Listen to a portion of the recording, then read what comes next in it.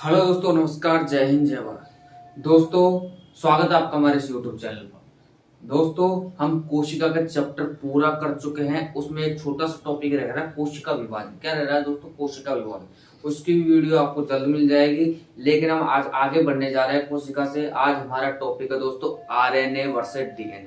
क्या दोस्तों? आरएनए और डीएनए। क्या दोस्तों? आरएनए और डीएनए। यानी हमारा टॉपिक आनुवांशिक पदार्थ एंड जेनेटिक सब्सटेंस। ठीक है दोस्तों? ठीक है दोस्तों, आनुवांशिक पदार्थ होते क्या है दोस्तों? मैंने आपको बताया था कि जब मैं कोशिका पढ़ा रहा था तब मैंने आपको एक कोशिकांग पढ़ाया था, केंद्रक, जो कि कोशिका का सबसे बड़ा भाग होता है। क्या दोस्तों, मैंने क्या बताया? कोशिका का सबसे बड़ा बड़ा भाग कौन सा होता है? केंद्रक। उस केंद्रक के अंदर क्या दोस्तों? उस केंद्रक के अंदर मैंने आपको बताया था कि उस केंद्रक के अंदर गुण धागे नुमा संरचना पाई जाती है। धागे के समान एक संरचना पाई जाती है, जिसे क्या बोलते हैं? गुणसूत्र बोलते हैं। क्या बोलते हैं? गुणसूत्र बोलते हैं। ठीक है दोस्तों, उस गुणसूत्र को ही डीएनए बोला जाता है। अगर उसमें से एक निकाल ली जाए या उसको और खींचा जाए तो एक डीएनए प्राप्त होता है।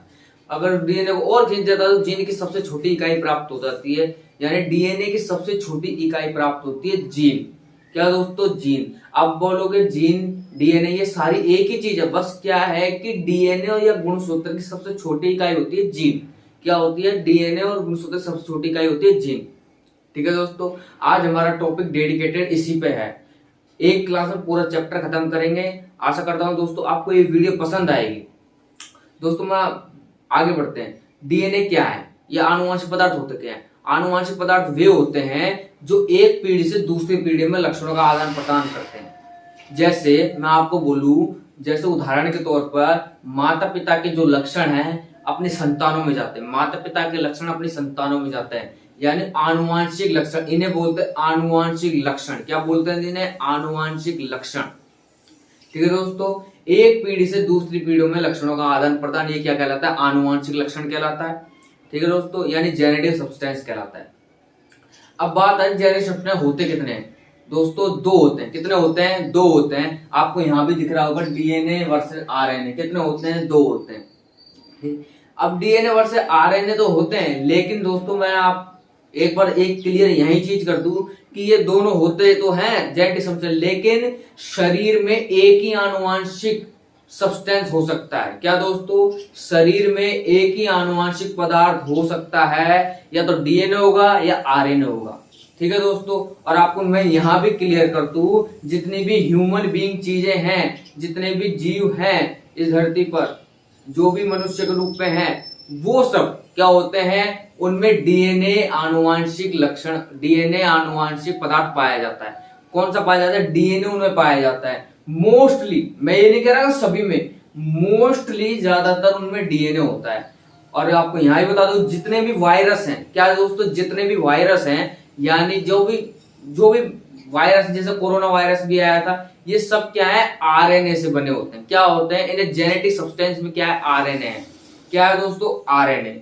आपने देखा होगा उसकी जो क्या नाम, जांच करते हैं। क्या करते हैं? जब आरएनए, जब कोरोना वायरस की जांच करते हैं तो उसकी जांच आपके सामने आई थी। कौन सी जांच करते हैं? आरटीपीसीआर। कौन सी जांच करते हैं? आरटीपीसीआर, यानी reverse transcription polymerase chain reaction. क्या दोस्तों? Reverse transcription polymerase chain reaction, ये उसकी जांच करते हैं। इसके बारे में आपको बताऊंगा कि ये होती क्या है। तो चलिए दोस्तों, वीडियो शुरू करते हैं, बढ़ते हैं आगे। यहां देखो दोस्तों, डीएनए वर्सेस आरएनए। आपको पहले बता दूं कि इसकी खोज किसने की थी? फ्रेडरिक मिशर ने। किसने की थी दोस्तों? फ्रेडरिक मिशर ने। किसने की थी? फ्रेडरिक मिशर ने।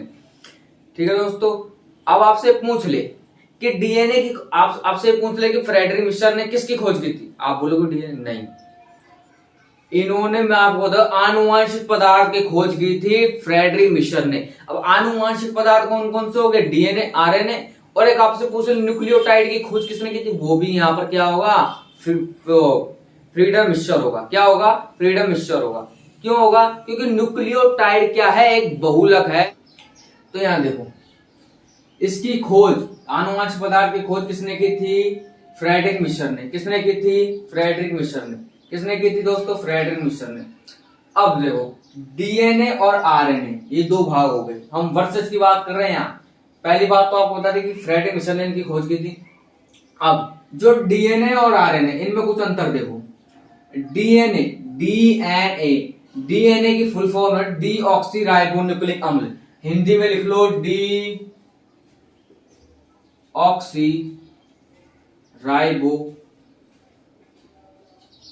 ठीक है, डीऑक्सीराइबो न्यूक्लिक एसिड लिख लेना, ठीक है। और यहां पर आरएनए की फुल फॉर्म होती है राइबो न्यूक्लिक एसिड। क्या दोस्तों? Ribo nucleic acid, ribo nucleic acid, ribo nucleic अम्ल, ठीक है, या एसिड। यहां मैंने यहां जगह नहीं थी इसलिए नहीं लिखी दोस्तों। डीएनए की फुल फॉर्म होती है डीऑक्सीराइबो न्यूक्लिक एसिड, यानी डीऑक्सीराइबो न्यूक्लिक एसिड, या आरएनए फुल फॉर्म है राइबो न्यूक्लिक एसिड। अब यहां देखो दोस्तों, इसमें जो शर्करा होती है, दोनों में शर्करा उपस्थित होती है। इसमें जो डीएनए में जो शर्करा उपस्थित होती है उसमें होता है इसमें जो डीएनए में जो शर्करा उपस्थित होती है ना दोस्तों, वो होती है डीऑक्सीराइबोज। क्या होती है? डीऑक्सीराइबोज। यहां मैंने लिख रखा होगा डीऑक्सी, यहां पर जो शर्करा उपस्थित होती है डीऑक्सीराइबोज होती है। कौन सी होती है? डीऑक्सीराइबोज।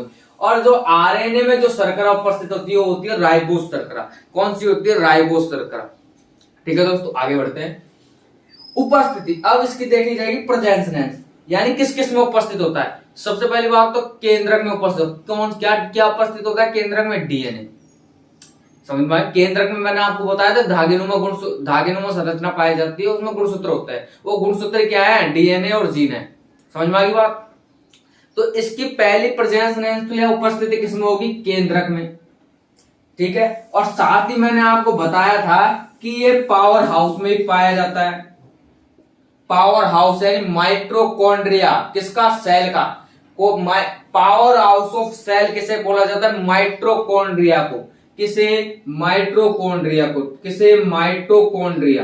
किसे? माइटोकॉन्ड्रिया, ठीक है। पावर हाउस बोलते हैं माइटोकॉन्ड्रिया को, ठीक है। साथ ही ये प्लास्टिड में पाया जाता है, प्लास्टिड, ठीक है। अब यहां देखो उपस्थिति, मैंने आपको बताया था कि धागेनुमा संरचना पाई जाती है केंद्रक में, गुणसूत्र बोलते हैं ये, उसमें केंद्रक में उपस्थित होता है। सबसे पहली बात इतना आपको पता होगा। मैंने आपको बताया था माइटोकॉन्ड्रिया के अंदर भी डीएनए होता है। बताया था क्या? बताया था दोस्तों मैंने कि माइटोकॉन्ड्रिया के अंदर भी डीएनए उपस्थित होता है। फर्क सिर्फ इतना है, यहां मैं दोबारा बता रहा हूं, यहां मैं क्या बता रहा हूं, दोबारा ये मैं पढ़ा चुका हूं दोस्तों, कि माइटोकॉन्ड्रिया में डीएनए उपस्थित होता है और केंद्रक में डीएनए उपस्थित है। फर्क सिर्फ इतना है कि जो केंद्रक में जो डीएनए होता है ना, वो फादर प्लस मदर का होता है। एक बार और रिपीट कर रहा हूं दोस्तों, फादर प्लस मदर, किसका? फादर प्लस मदर किसका डीएनए होता है? किसमें होता है? केंद्रक में डीएनए होता है। केंद्रक में जो डीएनए होता है फादर प्लस मदर का होता है, ठीक है दोस्तों। और जो माइटोकॉन्ड्रिया में जो डीएनए होता है, माइटोकॉन्ड्रिया में जो डीएनए होता है वो मदर का होता है। किसका होता है? मदर का। किसका? मदर का। किसका होता है? मदर का। किसका होता है दोस्तों? मदर का। इतना समझ लिया आपने, ठीक है। अब बात आती है आरएनए की। आरएनए किसमें होता है? ये दोस्तों उपस्थित होता है आपका केंद्रक में भी उपस्थित होगा, ठीक है, और कोशिका द्रव में भी उपस्थित होगा। किसमें? केंद्रक में भी उपस्थित होता है और कोशिका द्रव में भी उपस्थित होता है। मेनली यानी मुख्य रूप से किसमें उपस्थित होता है? कोशिका द्रव में। यह आपकी कोशिका होगी, इसमें जो द्रव भरा होगा, आपने पढ़ाया था ना कोशिका द्रव, साइटोप्लाज्म, उसी में उपस्थित होता है। मुख्यतः कोशिका द्रव में उपस्थित होगा, इसमें कम, इसमें ज्यादा उपस्थित होगा कोशिका द्रव में, ठीक है दोस्तों। अब देखो, अब वायरस खत्म कर लो पहले तो। ये मैक्सिमम वायरस में होते हैं। किसमें होते हैं? वायरस में। जो आरएनए जो सब्सटेंट है, आरएनए जो सब्सटेंस है, जो आनुवांशिक पदार्थ जो आरएनए है, वो किसमें होते हैं? मोस्टली मैक्सिमम वायरस में होते हैं। किसमें? मैंने आपको पहले ही बता चुका हूं कि मोस्टली सबसे ज्यादा मैक्सिमम जो है आरएनए आनुवांशिक पदार्थ, आरएनए सब्सटेंस किसमें होते हैं? किसमें होंगे दोस्तों? वायरस में। किसमें होंगे? वायरस में, ठीक है। ये आरएनए होते हैं, ठीक है, आरएनए से निर्मित होते हैं। और ऐसे वायरस को क्या बोलते हैं? रेट्रोवायरस। क्या बोलते हैं? आपसे पूछ ले, ऐसे वायरस जिनमें आनुवांशिक पदार्थ, क्या दोस्तों? मोस्ट इंपोर्टेंट, क्या दोस्तों? मोस्ट इंपोर्टेंट, ऐसे पदार्थ या ऐसे वायरस, क्या दोस्तों मैंने क्या बोला, ऐसे वायरस जो आरएनए उनमें जेनेटिक सब्सटेंस होता है, ऐसे वायरस जिनमें आरएनए एक आनुवांशिक लक्षण होता है, आनुवांशिक पदार्थ होता है, उनमें उनको क्या बोलते हैं, रेट्रोवायरस बोलेंगे। क्या दोस्तों, रेट्रोवायरस। क्या दोस्तों, रेट्रोवायरस। प्रश्न क्या पूछा गया था, और ये पिछले एग्जाम में शायद पूछा गया है कि ऐसे वायरस, ठीक है, ऐसे वायरस जिनमें आनुवांशिक पदार्थ आरएनए होता है, उनको क्या बोला जाता है, उनको क्या बोलते हैं, उनको बोलते हैं रेट्रोवायरस। उन वायरस को क्या बोलते हैं, रेट्रोवायरस। हिंदी में लिख लेना रेट्रोवायरस। क्या दोस्तों, रेट्रोवायरस। ठीक है दोस्तों। फंक्शन क्या है इसका, आपको कार्य आपको याद होगा, मैंने राइबोसोम पढ़ाया था। क्या पढ़ाया था, राइबोसोम। अब इसमें देखो राइबोसोम कहां है, राइबो न्यूक्लिक एसिड है इसका नाम। अब इसमें राइबो यानी राइबोसोम उपस्थित है। क्या है, राइबोसोम उपस्थित है। और राइबोसोम का मैंने सीधा सीधा आपको बताया कि फैक्ट्री ऑफ प्रोटीन बोलते हैं इसे। क्या बोलते हैं, फैक्ट्री ऑफ बोलते हैं। बताया था नहीं बताया था दोस्तों, पढ़ा चुका हूं मैंने आपको बताया था, जहां राइबोसोम होगा वहां पर प्रोटीन का निर्माण जरूर होगा। क्या होगा, वहां पर प्रोटीन का निर्माण जरूर होगा। ठीक है दोस्तों। तो यहां पर इसका फंक्शन यानी कार्य हो गया, क्या हो गया, प्रोटीन का निर्माण करना। क्या हो गया, प्रोटीन का निर्माण। ठीक है, इतना समझ में आ गया दोस्तों। अब ये देखो, और हाँ मैंने आपको एक चीज बता चुका, वीडियो का शुरू में बता चुका हूं मैं आपको कि ये दोनों एक साथ आनुवांशिक पदार्थ शरीर में नहीं हो सकते। यह मैंने नोट के रूप में लिख दिया है दोस्तों, दोनों एक साथ शरीर में आनुवांशिक पदार्थ नहीं हो सकते। या तो डीएनए होगा आपका, या तो आरएनए होगा, या तो डीएनए होगा या आरएनए होगा। ठीक है दोस्तों, इतना समझ लिया। देखो दोस्तों आगे बढ़ते हैं। दोस्तों मैंने आपको बताया था कि कोशिका में आपको बताया था कि केंद्रक, क्या दोस्तों, केंद्रक। क्या बताया था, केंद्र का धातुनुमा संरचना। वही चित्र, वही मैंने यहाँ पर एक बार समझाने का और फिर प्रयास किया है। ये आपकी क्या हो गई, सेल हो गई। ये आपका क्या हो गई, सेल। क्या होगी दोस्तों, सेल। कोशिका, सेल को हिंदी में बोलते हैं कोशिका। क्या बोलते हैं, कोशिका। अब यहां से मैंने क्या निकाल लिया, केंद्रक। क्या निकाल लिया दोस्तों, केंद्रक निकाल लिया, यानी न्यूक्लियस निकाल लिया। क्या निकाल लिया दोस्तों, केंद्रक। अब इस केंद्रक के अंदर मैंने आपको बताया था कि इसमें ऐसे धागेनुमा जो संरचना पाई जाती है, इसे बोलते हैं गुणसूत्र। क्या बोल रहे हैं, गुणसूत्र, यानी क्रोमोसोम बोलते हैं। इंग्लिश में क्या बोलते हैं, क्रोमोसोम। अब इस गुणसूत्र को मैंने बाहर निकाल लिया। क्या निकाल लिया, बाहर निकाल लिया। तो ये कुछ ऐसी संरचना मिलेगी। क्या मिलेगी, ऐसी द्विकुंडली संरचना मिलेगी। कैसी मिलेगी, ऐसी द्विकुंडली संरचना मिलेगी। ठीक है, मतलब इस गुणसूत्र, मान लो ये धागेनुमा संरचना है। ठीक है, मान लो ये धागेनुमा संरचना है, इसको मैंने और खींचा तो ये ऐसी संरचना प्राप्त हुई। यहां देखो, मान लो ये धागेनुमा संरचना है। ठीक है, ये धागेनुमा मान लेना दोस्तों ऐसे बन रहा है। ठीक है, ये धागेनुमा, इसको मैंने और खींचा तो ये कुछ ऐसी संरचना बनेगी। ठीक है, ऐसी संरचना बनेगी। ठीक है, ऐसी संरचना बनी। ये तो हो गया आपका गुणसूत्र। क्या हो गया, गुणसूत्र। ध्यान से देखना दोस्तों, दोबारा समझो, ये पढ़ा चुका हूं मैं। ये तो हो गया आपका गुणसूत्र यानी क्रोमोसोम जो धागेनुमा से संरचना है। अगर इसको मैंने और खींचा, यहां से मैंने और खींचा तो ये आपका प्राप्त हो गया डीएनए। क्या हो गया, डीएनए, जो कि कैसा है, द्विकुंडलित। जो कि क्या है, द्विकुंडलित। क्या प्राप्त हो गया, द्विकुंडलित संरचना प्राप्त हो गई, जिसे बोलते हैं डीएनए। क्या बोलते हैं, डीएनए। ठीक है दोस्तों, यानी डबल हेलिकल। हिंदी में बोलेंगे तो डबल हेली, इंग्लिश में बोलेंगे तो डबल हेलिकल। ठीक है दोस्तों, धागेनुमा जो संरचना है, इसको मैंने और खींचा तो डीएनए प्राप्त हो गई, यानी जैसे द्विकुंडली संरचना प्राप्त हो गई। द्विकुंडली कैसे हुई, एक तो ये लाइन जा रही, एक तो ये पंक्ति जा रही है, और एक ये पंक्ति जा रही है। द्विकुंडली तो हुई नहीं हुई दोस्तों। ठीक है, दो कुंडली हुई नहीं हुई कुंडली के रूप में। ठीक है, इसे इंग्लिश में बोलते हैं डबल हेलिकल। क्या बोलते हैं, डबल हेलिकल संरचना। क्या बोलते हैं, डबल हेलिकल संरचना। क्या बोलते हैं, डबल हेलिकल संरचना।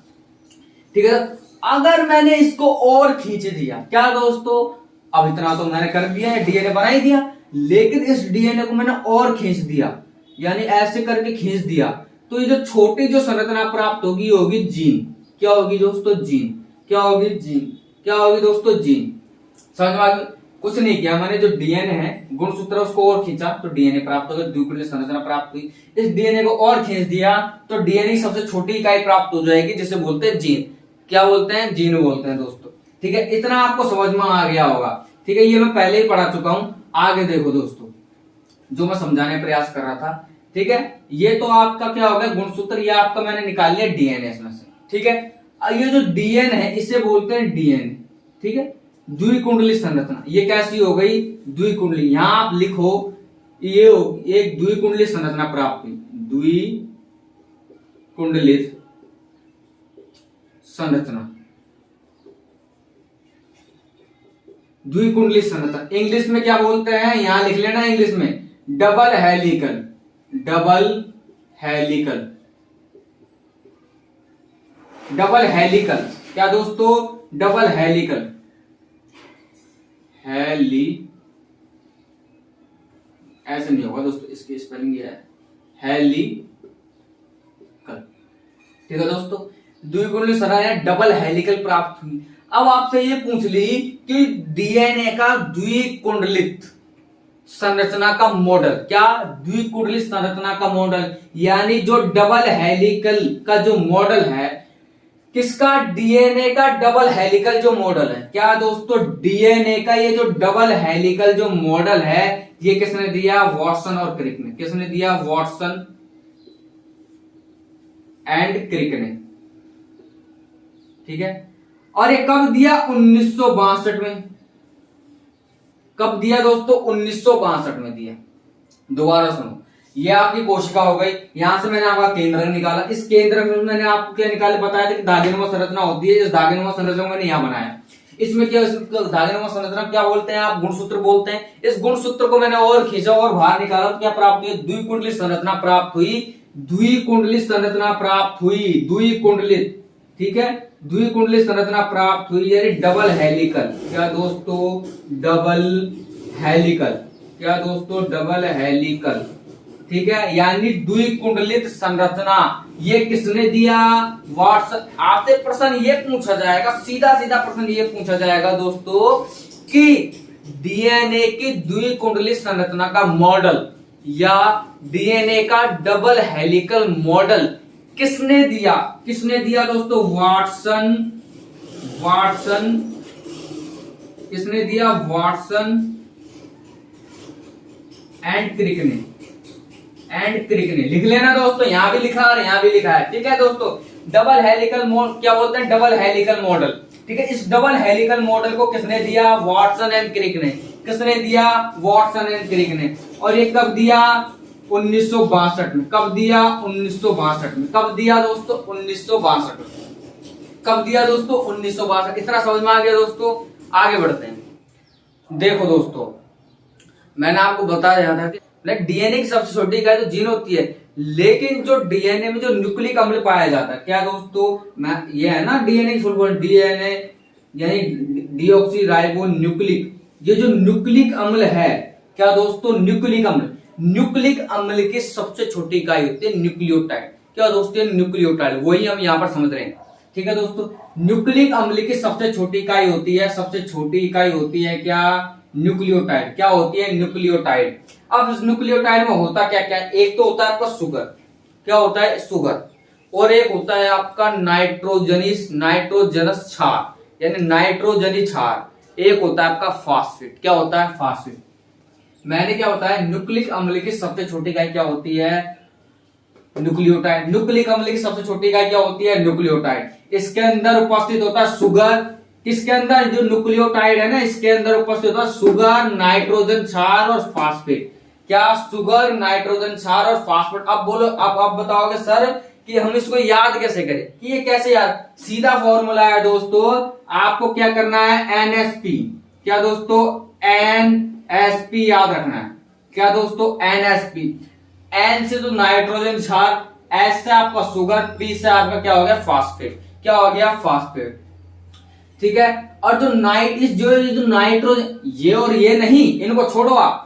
मैंने क्या बोला, न्यूक्लिक अम्ल की सबसे छोटी इकाई तो न्यूक्लियोटाइड है। ठीक है, इस न्यूक्लियोटाइड के अंदर क्या मिलता है, एक तो आपका शुगर मिलता है, नाइट्रोजन क्षार मिलता है और फॉस्फेट मिलता है। ठीक है दोस्तों, इस फॉस्फ इन जो ये जो है आप बोलोगे याद कैसे करें, तो याद कैसे करें, NSP याद रख लेना, सिंपल सा फॉर्मूला NSP।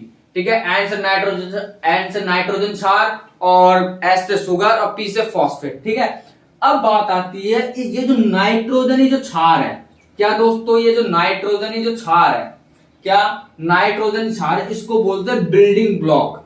क्या बोलते हैं, बिल्डिंग ब्लॉक। आपसे प्रश्न पूछ ली जो न्यूक्लिक अम्ल की सबसे छोटी क्या होती है, न्यूक्लियोटाइड होती है, पता है आपको। ठीक है, इस न्यूक्लियोटाइड में क्या क्या पाए जाते हैं, शुगर, फॉस्फेट और नाइट्रोजन क्षार। और आपसे पूछ ले कि न्यूक्लियोटाइड में जो नाइट्रोजन क्षार होता है, न्यूक्लियोटाइड में जो नाइट्रोजन क्षार होता है, इसे किस नाम से जाना जाता है, तो आप बताओगे दोस्तों बिल्डिंग ब्लॉक के नाम से। किससे नाम से, बिल्डिंग ब्लॉक के नाम से जाना जाता है। एक चीज और इंपॉर्टेंट, न्यूक्लियोटाइड। क्या दोस्तों, न्यूक्लियोटाइड। इसे न्यूक्लियोटाइड का क्या बोल, इसे न्यूक्लियोटाइड को एक नाम से हो जाता है बैक बोन। बैक बोन किसकी, back bone of DNA, back bone of DNA RNA. ठीक है दोस्तों, इस नाम से उसको जाना जाता है। ठीक है, दोबारा समझो, न्यूक्लियर अम्ल सबसे छोटी इकाई क्या होती है, न्यूक्लियोटाइड। ठीक है, इस न्यूक्लियोटाइड के अंदर क्या क्या पाया जाता है, शुगर, नाइट्रोजन क्षार और फॉस्फेट पाया जाता है। इस नाइट्रोजन क्षार को क्या बोलते हैं, बिल्डिंग ब्लॉक बोलते हैं। याद रखने का फॉर्मूला क्या हो गया, NSP। क्या हो गया दोस्तों, NSP। N का मतलब नाइट्रोजन क्षार, S का मतलब शुगर और P का मतलब फॉस्फेट। इस न्यूक्लियोटाइड को एक नाम से जाना जाता है बैक बोन ऑफ डीएनए और आरएनए। क्या दोस्तों, back bone of DNA RNA. इतना समझ में आ गया, स्क्रीनशॉट ले लीजिए। देखो दोस्तों आगे बढ़ो, नाइट्रोजन क्षार पर, नाइट्रोजन क्षार में आपको बता दें, नाइट्रोजन क्षार को क्या बोलते हैं, बिल्डिंग ब्लॉक बोलते हैं। क्या बोलते हैं, बिल्डिंग ब्लॉक। ठीक है, और न्यूक्लियोटाइड का एक नाम से और जाना जाता है, क्या नाम से जाना जाता है, बैक बोन ऑफ डीएनए और आरएनए। ठीक है, इस नाम से जाना जाता है। अब आते हैं नाइट्रोजन क्षार के बारे में पढ़ रहे हैं। नाइट्रोजन क्षार दो प्रकार के होते हैं। कितने प्रकार के होते हैं, दो प्रकार के। एक तो होता है प्यूरिन, एक होता है पिरिमिडिन। क्या होता है, एक होता है प्यूरिन, एक होता है पिरिमिडिन। इंग्लिश में बोले तो प्यूरिन। क्या, प्यूरिन। ठीक है दोस्तों, हिंदी में क्या बोलेंगे, हिंदी में लिख लो यहां से पिरिमिडिन। क्या दोस्तों, पिरिमिडिन। ठीक है, नाइट्रोजन क्षार कितने प्रकार है, प्यूरिन और पिरिमिडिन। इस जो प्यूरिन है जो क्षार है, इसमें दो होते हैं। क्या होता है, एक तो हो गया आपका एडेनिन, एक होता है गुआनिन। और पिरिमिडिन क्षार के अंदर इसमें होते हैं थाइमिन, साइटोसिन, यूरेसिल। क्या दोस्तों, यहाँ पर दो नाइट्रोजन क्षार होते हैं, यहाँ पर तीन होते हैं। दो किस्म होते हैं प्यूरिन में और तीन किस्म होते हैं पिरिमिडिन में।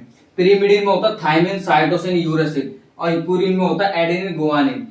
अब आगे बढ़ते हैं। अब प्रश्न आपसे यहाँ कैसे पूछा, ऐसे नहीं पूछा कि नाइट्रोजन क्षार पिरिमिडिन में कितने और प्यूरिन में कितने होते हैं। आपसे प्रश्न ये पूछा जाएगा कि डीएनए में कौन से नाइट्रोजन क्षार उपस्थित होता है और आरएनए में कौन सा नाइट्रोजन क्षार उपस्थित होता है। तो मैंने एक चार्ट और इसके नीचे बनाया कि आपका नाइट्रोजन क्षार हो गया। ठीक है दोस्तों, ये नाइट्रोजन क्षार हो गया। इस नाइट्रोजन क्षार को मैंने दो भागों में बांटे, डीएनए और आरएनए। क्या दोस्तों, डीएनए और आरएनए। फर्क कुछ भी नहीं है, फर्क से आप याद रखो तो डीएनए और आरएनए में सब समान पाया जाता है, सिर्फ एक नाइट्रोजन क्षार है जो अलग अलग है। क्या है दोस्तों, यहां मैंने आपको क्या बोला, एडेनिन यहां भी पाया जाता है डीएनए में और आरएनए में पाया जाता है। साइटोसिन डीएनए में पाया जाता है और आरएनए में पाया जाता है। गुआनिन यहां भी पाया जाता है और यहां भी पाया जाता है। अब फर्क सिर्फ कितना है कि यहाँ थाइमिन की जगह यहाँ पर क्या डीएनए में क्या पाया जाता है, थाइमिन, और यहाँ क्या पाया जाता है, यूरेसिल। क्या पाया जाता है, यूरेसिल। ठीक है दोस्तों, नाइट्रोजन क्षार दो प्रकार के होते हैं, प्यूरिन और पिरिमिडिन। प्यूरिन में दो एडेनिन और गुआनिन होते हैं और पिरिमिडिन में थाइमिन, साइटोसिन, यूरेसिल होते हैं। अब प्रश्न आपसे ये पूछा जाता है कि डीएनए में कौन से क्षार उपस्थित होते हैं और आरएनए में कौन से उपस्थित होते हैं। तो क्या प्रश्न पूछेगा, ठीक है, कुछ नहीं, आपको सिर्फ एक चीज याद रखनी है यहाँ पर, इसमें एडेनिन, ठीक है, साइटोसिन, गुआनिन दोनों तीनों में समान पाया जाता है। सिर्फ एक ही नाइट्रोजन क्षार है जो दोनों में अलग अलग पाया जाता है। आपका डीएनए में क्या पाया जाएगा, थाइमिन। क्या पाया जाएगा, थाइमिन। यहां देखो क्या पाया जाएगा, थाइमिन। क्या पाया जाएगा, थाइमिन। ठीक है, और यहां पाया जाएगा आपका यूरेसिल। बस यहां पर डीएनए में थाइमिन और आरएनए में क्या, यूरेसिल पाया जाएगा। ठीक है, अब प्रश्न क्या आता है कि ये पूरक, क्या नाइट्रोजन 60 पहले की बात तो कितने होते हैं, 5 होते हैं। ठीक है, अभी पूरक किस किस क्या होते हैं, आपको पूरक में सीधा सिंपल याद रखना है एटी और जीसी। क्या दोस्तों, एटी और जीसी, एटी जीसी। क्या दोस्तों, ये याद रखना एटी जीसी। क्या दोस्तों, एटी जीसी। एटी जीसी कैसे, आपको कैसे होगा, ए और जीसी, एटी जीसी। ठीक है, एटी से तो आपका हो गया एडेनिन और टी से आपका हो गया थाइमिन। क्या दोस्तों, ए से तो आपको हो गया एडेनिन और टी से क्या हो गया थाइमिन, और जी से आपका हो गया गुआनिन और सी से क्या हो गया साइटोसिन। ठीक है, अब यहां पर आपसे प्रश्न पूछा जाता है कि एडेनिन का पूरक कौन सा क्षार होता है, एडेनिन का पूरक कौन सा क्षार होता है, ये याद करने में आपको होता है एटी याद रखना। एडेनिन का पूरक होता है थाइमिन। क्या होता है, थाइमिन। या थाइमिन का पूरक क्या होता है, एडेनिन। तो यहां लिखता हूं मैं एडेनिन, ठीक है, का पूरक क्या होता है, थाइमिन। ठीक है दोस्तों, और इसका पूरक यानी गुआनिन, गुआनिन का पूरक होता है आपका साइटोसिन। क्या दोस्तों, साइटोसिन। ठीक है, इतना समझ में आ गया। एटीजीसी याद रखना, एटी का पूरक मतलब एक एडेनिन का पूरक क्या हो गया, थाइमिन, और गुआनिन का पूरक क्या हो गया, साइटोसिन। ठीक है दोस्तों, अब प्रश्न यह आता है, अब आपसे प्रश्न ये क्या पूछेगा, क्या पूछेगा, यहां देखो कि एटी जो एडेनिन और थाइमिन है ये कितने बॉन्ड से जुड़ा होता है, तो आपको पता होना चाहिए। मैं यहां पर लिखता हूं एटी यानी एडेनिन और thymine, A double Bond tea. ठीक है, ए डबल, ये क्या होता है, एडेनिन डबल बॉन्ड से जुड़ा होता है। यहां लिख लो जुड़ा होता है, जुड़ा होता है। ठीक है दोस्तों, इतना याद आ गया। अब आगे देखो, ये और एक होता है जीसी, ये आपका यहां लगा दिया मैंने ट्रिपल बॉन्ड से जुड़ा होता है।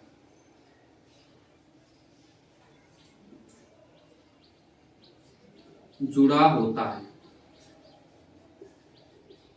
क्या दोस्तों, जुड़ा होता है। दोबारा सुनो, आपको याद रखने का फॉर्मूला बता दिया मैंने, एटीजीसी याद रख लेना। अगर आपसे एटीजीसी आपसे पूछा एडेनिन का पूरक क्या है, थाइमिन, और गुआनिन का पूरक क्या है, क्या बताओगे, क्या बताओगे, गुआनिन का पूरक साइटोसिन। क्या है, साइटोसिन। और आपसे प्रश्न ये पूछा कि कौन कौन से किस किस बॉन्ड से जुड़े होते हैं, तो यहां मैंने लिख दिया एटी पूरक टी का, ए पूरक किसका है, टी का किससे जुड़ा होता है, डबल बॉन्ड से, जी पूरक किसका है, साइटोसिन का, किससे जुड़ा होता है, ट्रिपल बॉन्ड से। ठीक है दोस्तों, इतना याद हो गया होगा आपको, आशा करता हूं। इसके अब आगे देखते हैं दोस्तों, न्यूक्लियोटाइड। क्या दोस्तों, न्यूक्लियोटाइड हम पढ़ सकते हैं। इस न्यूक्लियोटाइड में से अगर हम फॉस्फेट निकालते, क्या निकालते, न्यूक्लियो, हिंदी में लिखो न्यूक्लियोटाइड।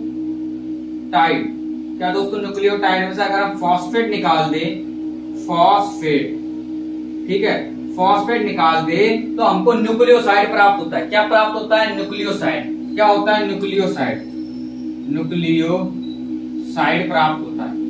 ठीक है, लिख लेना अच्छी तरह, न्यूक्लियोसाइड। हिंदी में बोल रहा हूं, दिख नहीं रहा है तो न्यूक्लियोसाइड। चलो थोड़ा लिख देता हूं, क्या पाया जाता है, न्यूक्लियोसाइड, न्यूक्लियोसाइड। अब दिख रहा है दोस्तों साफ साफ। मैंने क्या बोला, न्यूक्लियोटाइड में से अगर हम फॉस्फेट निकाल दे, न्यूक्लियोटाइड में से अगर हम फॉस्फेट निकाल दे तो क्या प्राप्त होता है, क्या प्राप्त होता है, न्यूक्लियोसाइड प्राप्त होता है। क्या होता है, न्यूक्लियोटाइड में फॉस्फेट निकालो, न्यूक्लियोसाइड प्राप्त होता है। इस न्यूक्लियोसाइड के अंदर शुगर और नाइट्रोजन क्षार होते हैं। अब एक सिंपल सी बात है, न्यूक्लियोटाइड के अंदर क्या मिल रहा था, शुगर मिल रहा था, नाइट्रोजन क्षार मिल रहा था। ठीक है, और क्या मिल रहा था, शुगर, नाइट्रोजन क्षार और फॉस्फेट मिल रहा था। लेकिन हमने इसमें से फॉस्फेट निकाल दिया, लेकिन क्या कर दिया, फॉस्फेट निकाल दिया तो क्या पता शुगर प्लस नाइट्रोजन क्षार बचा। ठीक है दोस्तों, लंबाई। क्या दोस्तों, लंबाई। अब आपसे प्रश्न क्या पूछा जाता है कि डीएनए की लंबाई क्या होती है, डीएनए की लंबाई कितनी होती है, ये प्रश्न आपसे पूछा जाएगा। क्या होगा, डीएनए की लंबाई कितनी होती है, प्रश्न आपसे पूछा जाएगा। और बहुत बार एग्जाम पूछा जा चुका है, तो ये बहुत इंपॉर्टेंट क्वेश्चन है। क्या है, लंबाई और लेंथ ऑफ डीएनए, यानी लंबाई ऑफ डीएनए, यानी डीएनए की लंबाई कितनी होती है। ये जो आपका डीएनए होता है दोस्तों, इसकी लंबाई होती है 34 एंगस्ट्रॉम। कितनी होती है? 34 एंगस्ट्रॉम। मैं इसको ऐसे भी लिख सकता हूं, 34 इंटू 10 की पावर माइनस 10 मीटर। क्या? 34 इंटू 10 की पावर माइनस 10 मीटर। अर्थात मैं इसको ऐसे लिख सकता हूं सिंपल रूप में कि डीएनए की जो लंबाई होती है दोस्तों 34 एंगस्ट्रॉम। क्या होती है? 34 एंगस्ट्रॉम। देखो दोस्तों, लास्ट एंड फाइनल टॉपिक पूरा होने जा रहा है। क्या दोस्तों? टॉपिक एक क्लास में एक चैप्टर खत्म होने जा रहा है। क्या दोस्तों, मैंने क्या बोला? एक क्लास में एक चैप्टर पूरा खत्म होने जा रहा है, आरएनए और डीएनए का। अब देखो यहाँ पर, ठीक है, पढ़ चुके हैं। अब आपसे प्रश्न, मोस्ट इंपोर्टेंट प्रश्न, पिछली शायद मैं जब देखे आया था एनटीपीसी के एग्जाम, उसमें एक प्रश्न पूछा गया था। वो प्रश्न मैंने यहाँ पर नोट कराया दोस्तों। क्या है कि number of base pair in one helix of DNA. Number of क्या? संख्या, नंबर ऑफ संख्या, यानी जो क्षार युग्म है, यानी जो नाइट्रोजन क्षार जो उपस्थित है, क्या जो क्षार जो बेस पेयर उसमें उपस्थित है, उनकी वन हेलिक्स, ठीक है, वन हेलिक्स में डीएनए की वन हेलिक्स में कितने होते हैं? कितने होते हैं? Number of base pair in one helix of DNA आपसे पूछ लिया जाए, यानी डीएनए की एक कुंडली में, यानी वन हेलिक्स में क्षार युग्म कितने होते हैं, इनकी संख्या कितनी होती है, तो आप बताओगे कितना? 10। क्या बताओगे? 10। क्या बताओगे? 10। क्या बताओगे? 10। ये पिछली एनटीपीसी एग्जाम में पूछा गया, मैं देख के आया था, मुझे अच्छी तरह याद है, तभी मैंने यहाँ पर नोट करा दी। ठीक है, डीएनए से डीएनए बनने की प्रक्रिया क्या बुलाती है? रेप्लिकेशन। क्या? रेप्लिकेशन, डीएनए से डीएनए। अब आपसे बात करूं डीएनए रेप्लिकेशन, मैंने आपको बताया था कि डीएनए रेप्लिकेटेड होता है, ठीक है। आज डीएनए में एक गुण पाया जाता, आत्म प्रतिकृति का गुण। क्या पाया जाता? सेल्फ क्या पाया जाता है? रेप्लिकेटेड सिस्टम पाया जाता है, इसलिए वो अपनी एक से अधिक प्रतिकृतियां बनाए जा सकते हैं। और आपको मैंने बताया था कि माइटोकॉन्ड्रिया के अंदर जो डीएनए, जो कोशिका के अंदर जो डीएनए होता है, उसके अंदर कोशिका के अंदर डीएनए होता है, ठीक है। लेकिन मैंने आपको बताया था कि कोशिका के अंदर डीएनए होने की वजह से, कोशिका के अंदर डीएनए होने की वजह से माइटोकॉन्ड्रिया एक से अधिक भी हो सकते हैं कोशिका के अंदर। ये बताया था। वो किस कारण हुआ था? किस कारण हुआ था? रेप्लिकेशन की वजह से। किस कारण हुआ था? रेप्लिकेशन की वजह से। किस कारण हुआ था? रेप्लिकेशन की वजह से, ठीक है। किस कारण हुआ था? रेप्लिकेशन की वजह से। और ये किस एंजाइम की उपस्थिति में होता है? ये होता है आपका पॉलीमरेज। क्या दोस्तों? Polymerase enzyme. क्या दोस्तों? पॉलीमरेज एंजाइम, ठीक है। इतना याद रह जाएगा क्या? ठीक है, पॉलीमरेज एंजाइम। ध्यान से सुनो, डीएनए से डीएनए बनेगा, इसकी प्रक्रिया क्या कहलाएगी? प्रोसेसिंग। क्या कहलाएगी? रेप्लिकेशन, यानी रेप्लिकेशन प्रतिकृति कहलाएगी, यानी क्या? पुनः प्रतिकृति कहलाएगी। क्या? पुनः प्रतिकृति, ठीक है। डीएनए बनने की प्रक्रिया रेप्लिकेशन कहलाएगी, जिसकी किसकी मदद से होगा? आपसे प्रश्न पूछा जाएगा किसकी मदद से होगा? ये पॉलीमरेज एंजाइम की मदद से होगा। किसकी मदद से? पॉलीमरेज एंजाइम की मदद से, ठीक है। और ये कब होता है? डीएनए से डीएनए कब बनेगा? अब आपसे पूछे डीएनए से जब सेल क्या होगी, यहां लिख लो, सेल जब सेल क्या होगी? ग्रोथ करेगी। क्या होगी? ग्रोथ, ठीक है। जब सेल ग्रोथ करेगी तो क्या होगा? डीएनए, एक बात बताओ, जब डीएनए का निर्माण हो रहा होगा, क्या डीएनए मर रही होगी तब डीएनए का निर्माण होगा? सेल जब ग्रोथ कर रही होगी, अपने आप को वृद्धि दे रही होगी, ग्रोथ हो रही होगी, तभी तो रेप्लिकेशन होगा, तभी तो रेप्लिकेशन होगा ना दोस्तों। तो वही बात यहाँ पर, जब सेल का जब ग्रोथ होता है, जब कोशिका की ग्रोथ हो रही होगी, जब कोशिका की ग्रोथ हो रही होगी, तब डीएनए से डीएनए में ट्रांसफर होगा, यानी ये प्रक्रिया क्या बुलाएगी? रेप्लिकेशन होगा।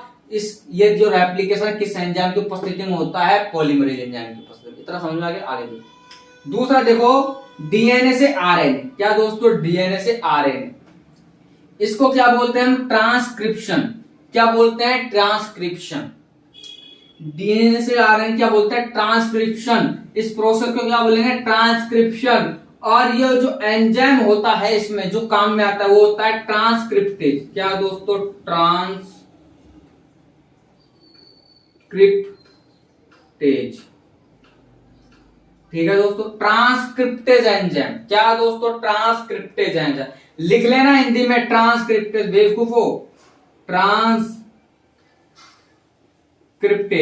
आप बोलोगे हिंदी में नहीं लिखा, हिंदी में भी ये लिखता है, हिंदी लिखना आना चाहिए। ठीक है, डीएनए से आरएनए की प्रक्रिया, डीएनए से अगर आरएनए में बदलेगा, मतलब डीएनए को अगर हम आरएनए में बदले, क्या दोस्तों? ये जो डीएनए है इसको हम अगर आरएनए में बदल दें, क्या दोस्तों? इस डीएनए को आरएनए में बदल दें तो यह होगा ट्रांसक्रिप्शन। और ये कब होगा? ये कब होगा? जब क्या होगी? जब क्या होगा? जब वायरस बाहर निकल, जब वायरस को क्या होगा? यहां लिखो, जब वायरस बाहर आते हैं, वायरस से अरे यार देखो, डीएनए है, ठीक है, समझ में आ गई? ये तो सेल ग्रोथ कर रही तब हो गया। यहां वायरस को हम निकाल रहे हैं, इस डीएनए में से हमने किसको निकाला? आरएनए को, क्योंकि आरएनए मोस्टली किस में पाए? वायरस में पाए जाते हैं। ठीक है, इस डीएनए से हमने आरएनए निकाल दिया, यानी वायरस निकाल दिया, वायरस को बाहर फेंक दिया। ठीक है, ये प्रक्रिया जो क्या कहलाती है? ट्रांसक्रिप्शन कहलाती है। क्या कहलाती है? ट्रांसक्रिप्शन कहलाती है। और इस प्रक्रिया में कौन सा एंजाइम काम में आता है? ट्रांसक्रिप्टेज एंजाइम काम में आता है। क्या आता है? ट्रांसक्रिप्टेज। एक है आपका आरएनए से डीएनए। क्या होता है? आरएनए से डीएनए। आरएनए को डीएनए में कन्वर्ट करती है, होती है रिवर्स ट्रांसक्रिप्शन। क्या होती है? Reverse transcription. क्या होती है? Reverse transcription.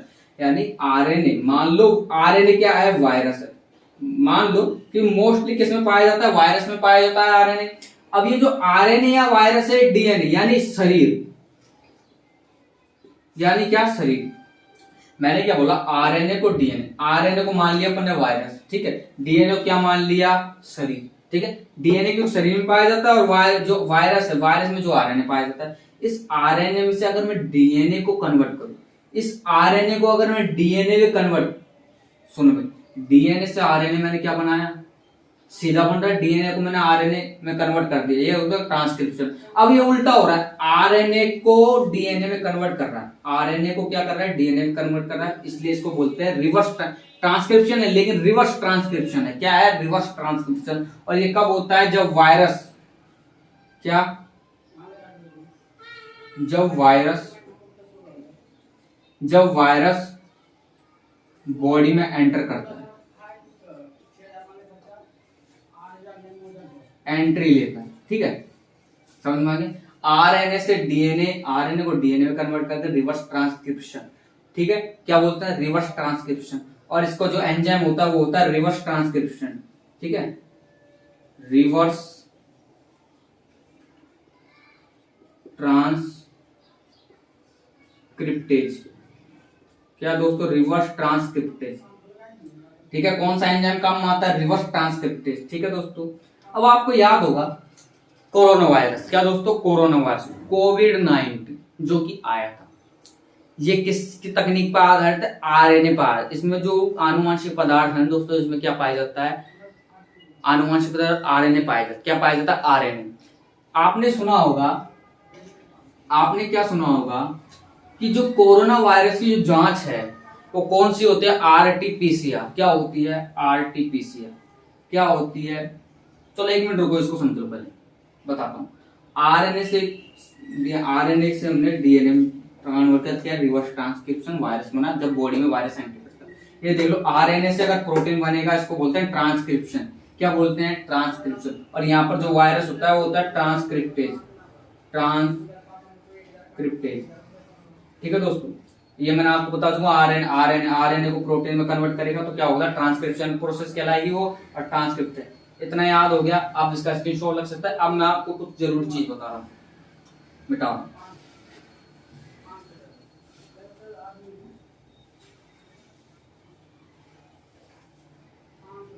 अब देखो,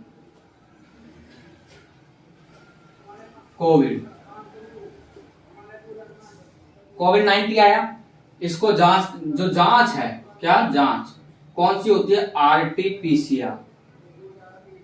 क्या होती है? आरटीपीसीआर। ये जांच हो रही थी, अब ये आरटी क्या है?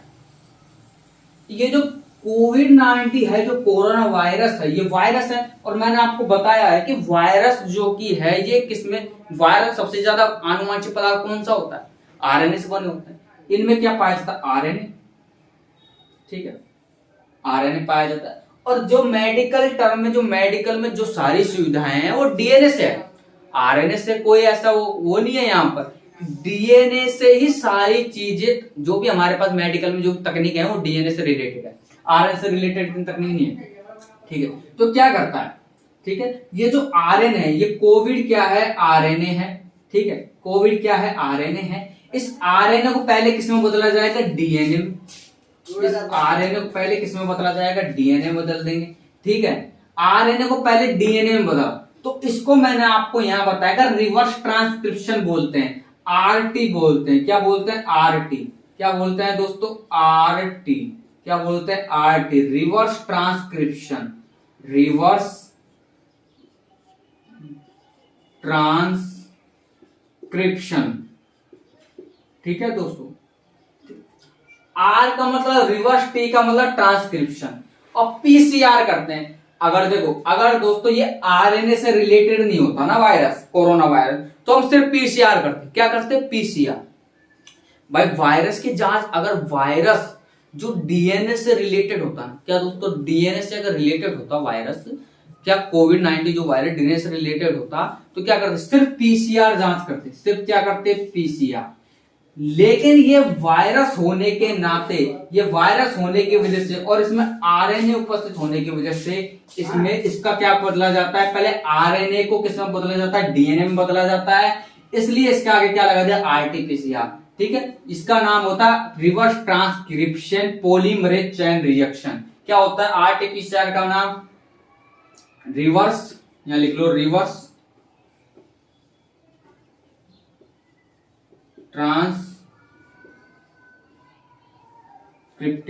Reverse transcription polymerase chain